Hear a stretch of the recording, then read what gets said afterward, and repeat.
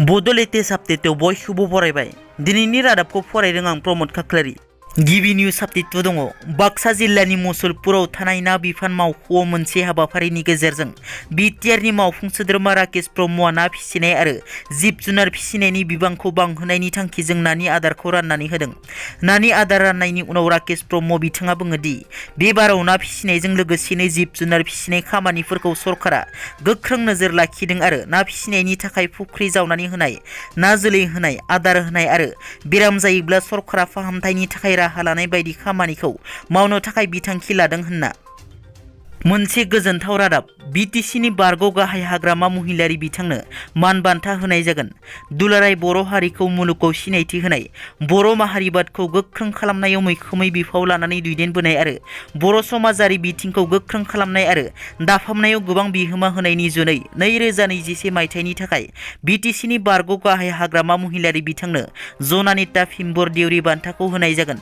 बुंथिनो गोनांदि बे बान्थाखौ हाग्रामा महिलारि बिथांनो बर' माहारियाव गोनां बिहोमा जगायना होनायनि थाखाय अल इन्डिया ट्राइबेल स्टुडेन्टस एस'सिएशनआ दिनै गुवाहाटीआव गथायगोन।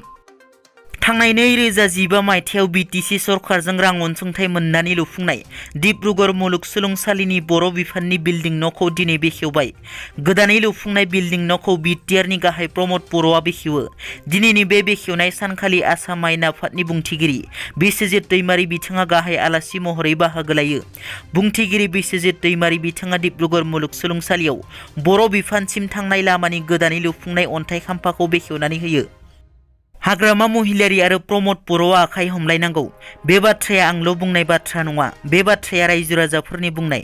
बर' माहारिनि खौसेथियाव सानै गेदेमाया आखाइ हमलायोब्ला गाहाम जागोन होनना मख'नो गोनांदि दासान्दि हाग्रामा महिलारि आरो प्रमद बर' सानैबो सासेया गुबुन सासेखौ मिडियानि गेजेरजों हाब्रु सारज्लायनायखौ नुनो मोनो। राजखान्थियाव जाथावैयाबो जानो हायोब्ला हारि दानायनि सानथौ सानथ्रिजों फैनाय सानैबो दैदेनगिरिया हारिनि इयुनखौ मिथिखा हसिखा मानो खौसेयै जुजिनायनि दावबायनायखौ दैदेनलांनो गोसो गोरोबलायनो हाया।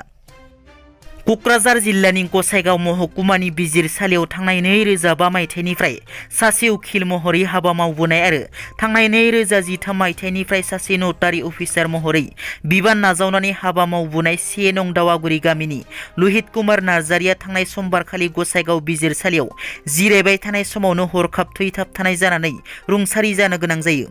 बिथांनि बे रुंसारि जानायखौ लानानै गसाइगाव बार एस'सिएशनआ जोबोद दुखु मोननाय फोरमायो आरो बिथांनि गोथै देहाखौ दिनै गसाइगाव बार एस'सिएशननि मावखुलियाव लांनानै मान बावो। दिनैनि रादाबा एसेनोसै। नोंथांमोना जुदि आंनि चेनेलखौ दासिमबो साबस्क्राइब खालामाखै, अन्नानै साबस्क्राइब खालाम। गोजोन्थों।